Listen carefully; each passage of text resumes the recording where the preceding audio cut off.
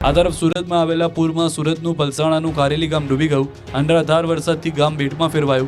રાહી township તેમજ રુદ્રાક્ષ સોસાયટીમાં કમરસમાં પાણી ભરાતા લોકોને હાલાકી પડી। ઘરમાં પાણી ઘૂસી ગયાને કારણે લોકોને હાલાકી પડી। જીવન જરૂરિયાતની વસ્તુઓ માટે લોકો જીવના જોખમે બહાર નીકળ્યા હતા।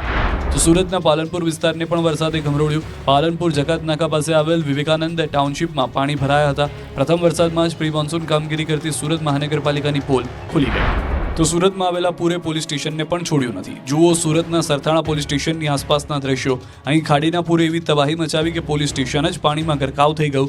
પોલીસ સ્ટેશનની અંદરની ખુરશીઓ ડૂબી ગઈ। પાણી એટલું ભરાઈ ગયું કે પોલીસના મહત્વના રેકોર્ડને બચાવવા પોલીસ કર્મચારીઓને કામે લાગવું પડ્યું। જેસીબી બોલાવી તમામ જરૂરી દસ્તાવેજો બહાર કાઢી સલામત સ્થળે ખસેડાયા। આ કામગીરીમાં પોલીસની સાથે તેમનો પરિવાર પણ જોડાયો હતો। હવે તાપીના દ્રશ્યો પણ જોઈ લો। અહીં પણ 8 થી 9 ઇંચ વરસાદ પડતા અનેક વિસ્તારોમાં રસ્તાઓ ઉપર વરસાદના પાણી ફરી વળ્યા। જ્યારે નદીઓ કોતરોમાં વરસાદી પાણી વહેતા થયા। રસ્તા પર પાણી ફરી વળતા અનેક રસ્તા બંધ થયા। જિલ્લામાં પંચાયત હસ્તક વાલોડના 10 રસ્તા બંધ કર્યા। આ બાજુ ડભોઈ તાલુકાના ભિલોડિયા અને અરણિયા અને આગગોલ ગામમાં ભારે વરસાદ બાદ ગામની નદી લાલચોળ બનીને વહેતી થઈ હતી।